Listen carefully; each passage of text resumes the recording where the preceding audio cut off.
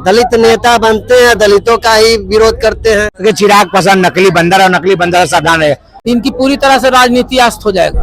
किसकी? चिराग पासवान की भविष्य में राजनीति करने लायक नहीं बचेंगे। हनुमान बन जाए, जामवंत बन जाए, विभीषण बन जाए, हो सकता है कल को विभीषण भी बन जाए। अभी हित और लाभ का मैटर है, हित और लाभ खत्म हो जाएगा, विरोधी हो जाएंगे। जनता ही जान गया कि अभी इनको वोट देने से मतलब है कि बर्बाद करना। इसी टक्कर ही नहीं है, एक जमीन का नेता है और एक आसमान का। 10% 5% लोगों का वोट है, वो बिना ईवीएम के कैसे जीते? भाजपा का राज चल रहा है, वहाँ जंगल राज नहीं है। चिराग जैसे दोनों मिल जाएंगे ना, सबके खटिया खड़ा कर देंगे। नमस्कार दोस्तों, सोशल न्यूज में स्वागत। जिस तरह से अब चिराग पासवान ने भी अनाउंस कर दिया है कि कहीं ना कहीं अब हम 243 सीट पे लड़ेंगे। क्या लगता है कि आरजेडी के बाद अब नीतीश कुमार को ही झटका लग गया?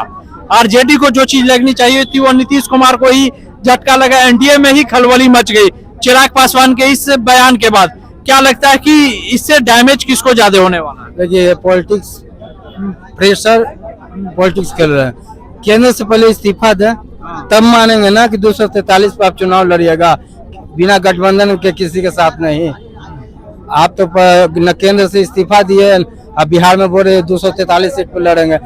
लॉलीपॉप नरेंद्र मोदी इधर से कनवा धरेंगे तो फिर साथ हो जाइएगा। अपमान आपको तो चाहिए था 2000, जब आपका पापा का मूर्ति तोड़ दिया गया, सारा सामान बिक दिया गया, उसी समय आप उनका हनुमान कहा था तो छोड़ देना चाहिए था। लेकिन कहीं ना कहीं आरजेडी को ही सबसे ज्यादा नुकसान होगा क्या, कि दलित का वोट बैंक तो अब पूरा चिराग की तरफ जाएगा? नहीं, ये 2020 में भी लड़े थे अकेले। आरजेडी का क्या नुकसान हुआ था? सबसे बड़ी पार्टी बन के उभरा था आरजेडी। ये बीजेपी वाला जेडीयू वाले समझे उनका नुकसान होने वाला है। उनको डैमेज करेगा प्रशांत किशोर भी और चिराग पासवान भी। उधर से उपेंद्र कुशवाहा भी घी में आग में घी दे रहे हैं। क्या लगता है इससे इस तरह की घोषणा करना एक बार पूरे बिहार वासियों को सरप्राइज कर देना? हम तो चाह रहे हैं कि देखिए, सब पार्टी को 243 सीट पर लड़ना चाहिए। जिसकी जितने औकात रहेगा, बिहार की जनता जिसको चाहेगी उसको सर आंखों पे बैठाएगी, उसको वेलकम है। कोई पार्टी हो, सबको 243 पे लड़ना चाहिए। किसका औकात है जो बिहार में गठबंधन बना ले। सबको लड़ाइएगा तो आरजेडी ऐसा ना हो कि खाता भी ना खोल पाए। तो ऐसे नहीं, उसका वजूद नहीं है, उसका वोट बैंक नहीं, ऐसे ही 15 साल राज कर लिया, ऐसे कर लिया। उसका तो आज भी है। 2020 में जो एक घड़ी तक हम लोग जीते हुए कैंडिडेट थे, रात में पता चला कि हार गए। लेकिन एक सवाल है, जिस तरह से युवाओं के लिए बिहार खोज रहा था युवाओं के, क्या लगा तेजस्वी यादव भर से जो अब चिराग पासवान नजर आ रहा है? लेकिन हम तो चाहेंगे कि चिराग और तेजस्वी दोनों मिल जाएंगे ना, सबके खटिया खड़ा कर देंगे। हम तो चाह रहे हैं कि दोनों कोई मिल जाए, दोनों युवा। अब बूढ़ा नहीं चलेगा बिहार में, जो दो युवा मिल के हो जाएगा एक ना, तो बिहार को तरक्की कर देगा। लग रहा है चिराग पासवान जिस तरह से अनाउंस कर चुके हैं कि 243 सीट पे लड़ेंगे, क्या लग रहा है एनडीए में ही खलबली मच चुकी है? लड़े चाहे 500 सीट पे, ईवीएम जिसके हाथ में है वही जीतेगा। क्यों ऐसा? और ईवीएम किसके हाथ में ये सबको पता है। लेकिन इस तरह से घोषणा जो हो रही है तो एनडीए में ही कमजोर नजर आ रही है क्या? जो कमजोर रहेगा उसी को ईवीएम का सहारा की जरूरत पड़ेगा। जो कमजोर रहेगा उसी को तो लाठी के बैसाखी की जरूरत पड़ेगी, मजबूत को थोड़ी जरूरत पड़ेगी। जिसके पास 10% 5% लोगों का वोट है, वो बिना ईवीएम के कैसे जीतेगा? बताइए। लेकिन एक तरफ देखा जाए कि चिराग पासवान युवाओं की बिहार खोज रहा था, चिराग पासवान भर से तेजस्वी यादव नजर आएगा क्या? कोई टक्कर ही नहीं है, एक जमीन का नेता है और एक आसमान का नेता है। एक यहाँ पला है, बड़ा है, लड़ा है, एक कहाँ यहाँ लड़ा है? दिखाइए, किस मुद्दे पे लड़ा है, किस समस्या पे लड़ा है? दलित नेता बनते हैं, दलितों का ही विरोध करते हैं।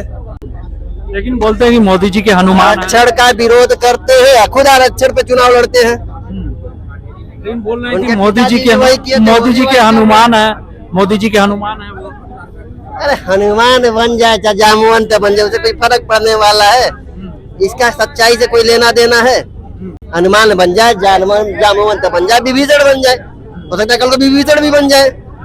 अभी हित और लाभ का मैटर है, हित और लाभ खत्म हो जाएगा, विरोधी हो जाएंगे।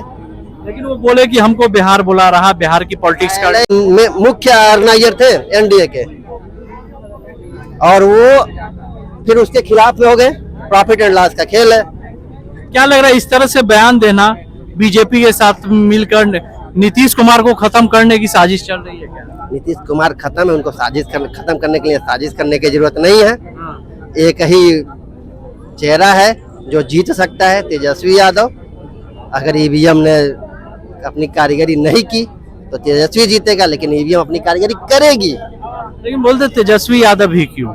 वही जंगल राज लौटाना है तो बोलते कि जंगल राज लौटाना है। जहाँ भाजपा का राज चल रहा है वहाँ जंगल राज नहीं है। आपने कैसे कह दिया कि जंगल राज वही है? वो तो ऐसा बयान आया नेता का कि जब आरजेडी आएगी तो जंगल राज। प्रोपेगेंडा है, इसमें कोई जमीनी हकीकत नहीं, इसमें दम नहीं है, इसमें कोई दम नहीं है। सच्चाई यही है कि ईवीएम जिसके साथ रहेगा वही जीतेगा, और ईवीएम है मोदी जी के साथ। लेकिन इस बार का इलेक्शन किन मुद्दे पे होना चाहिए? मुद्दे की जरूरत कहाँ है? मुद्दे की जरूरत क्या है? ईवीएम क्यों लाया गया है? मुद्दे के लिए। मुद्दे पे चुनाव हो तो ईवीएम की जरूरत कहाँ पड़ेगी? लेकिन सर ईवीएम तो कांग्रेस ही लाई थी। तो कांग्रेस लाई थी तो भोगी है, अब उसका दाल गल नहीं रहा है, अब उसमें दूसरी सेटिंग हो गई। अब ये कुछ दिन चलेंगे, फिर कोई तीसरा आ जाएगा होशियार, फिर उसको तोड़ेगा। हमेशा कोई नहीं रहेगा, सबके बुरे दिन आते हैं। एक कहावत तो आपने सुना होगा कि बुरे दिन आते हैं। चिराग पासवान 243 सीट की घोषणा कर चुके, क्या लग रहा है एनडीए में ही खलबली नजर आ रही है? एनडीए में नहीं खलबली नजर आएगा। एनडीए के जो वोट है परंपरागत वोट वो मिल ही जाता है। पिछले बार चिराग पासवान लड़े थे ना, फिर भी एनडीए की सरकार बनी थी ना। 2020 में भी तो सारे सीट पर लड़े थे और सारे दबंग लोग को खड़ा कराए थे। जितने कद्दावर नेता जिस विधानसभा में है उसी को टिकट दिए थे कि जान के दिए थे, और उनके दम पर जो कुछ वोट आ गया 13-14%। इस बार जनता ही जान गया कि अब इनको वोट देने से मतलब है कि बर्बाद करना, इसीलिए अब इनको मोदी जी के अनुमान कहे जा रहे हैं। क्या लगता है वो पावर नजर आएगा 25 के इलेक्शन में? अगर वो लड़ गए इनकी पूरी तरह से राजनीति अस्त हो जाएगा। किसकी? चिराग पासवान के भविष्य में राजनीति करने लायक नहीं बचेंगे। ऐसा नहीं कि नीतीश कुमार को ही खत्म करने की साजिश। नीतीश कुमार तो ऐसे ही इलेक्शन के बाद खत्म है, उनको क्या खत्म करेंगे? यहाँ बड़े बड़े जो बाघ शेर बैठे हुए हैं, बीजेपी जो पूरा ऑल ओवर इंडिया में 22 स्टेट को मैंने संभाल के बैठा हुआ है और पूरा देश को संभाल के बैठा हुआ है, वो उसके सामने तो ऐसे ऐसे छोटे छोटे मछली को निगल जाएंगे कि पता न चलेगा। चिराग पासवान और लोजपा जेडीयू ऐसे ऐसे छोटे छोटे मछली कितने हैं उनके, जो कहाँ निगल जाएंगे उसे पता न चलेगा कि कहाँ निगल के चले गए। चिराग पासवान का फैसला सही है 243 सीट पे बेवकूफी कर रहे हैं। तबर बेवकूफी किए तो तेजस्वी यादव को विधायक बना दिए राघोपुर से, तो राघोपुर से चुनाव हारे हुए थे वो।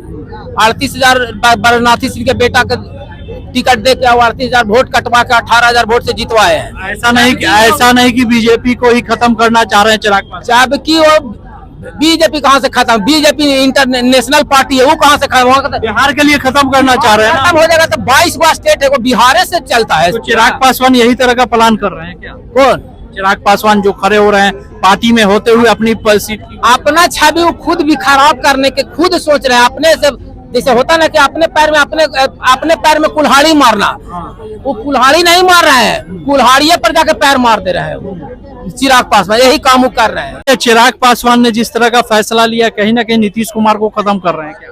क्योंकि चिराग पासवान नकली बंदर और नकली बंदर सावधान है। और एक आध को बकलोल लोग जो झूठ सच फैलाता है, देखिए तेजस्वी यादव को 97,000 वोट आया था बिहार विधानसभा चुनाव में, और चिराग पासवान की पार्टी को 24,000 वोट आया था। कौन जितवा दिया किसको भैया? 24,000 कह के हम 97,000 जितवाए हैं। क्या बकलोलपना है, खाली झूठ सच फैलाना है। एकदम ऑथेंटिक रिपोर्ट इंडिया टीवी का जाकर आप देखिए, election commission of Bihar, election commission of India की रिपोर्ट में वो भी दिखाया। देखिए आरजेडी तेजस्वी प्रसाद 97,000 लिखा हुआ है, और राकेश रोशन लड़े थे चिराग पासवान की पार्टी से झोपड़ी छाप 24,000। 97,000 तेजस्वी को 97 इसका 24, और ये कह रहा कि हम तेजस्वी को जितवा दिए। क्या बकलोलपना है भैया। हाफो तेजस्वी कितना से? 37,000 से इसको 24,000 वोटे आया। 18,000 तेजस्वी जीते 37,000 इसको वोटे आया।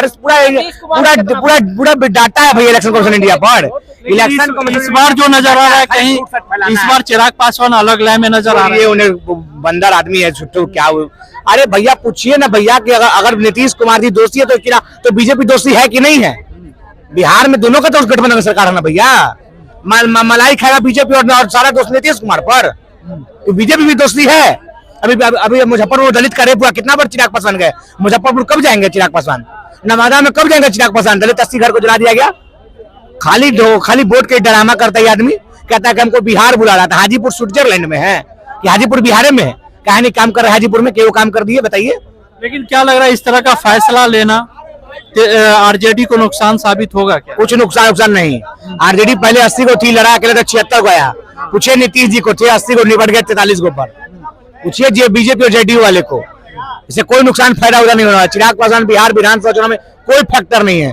15 में 2 को आया, अब 20 में 1 आया, 25 में कहानी खत्म हो जाएगा। लेकिन एक सवाल है, जिस तरह से लग रहा है क्या नीतीश कुमार को ही खत्म करना चाह रही बीजेपी? हम तो कह रहे हैं भाजपा ऐसा कोई सगा नहीं जिसको भाजपा ने ठगा नहीं। आप देखिए तो पंजाब में अकाली दल को किसने खत्म किया? भाजपा। चौटाला को किसने खत्म किया? भाजपा। तो भाजपा जिसके साथ रहती है अपने सहयोगियों को सबसे पहले खत्म करने का प्रयास करती है, और अगला नंबर नीतीश जी का है।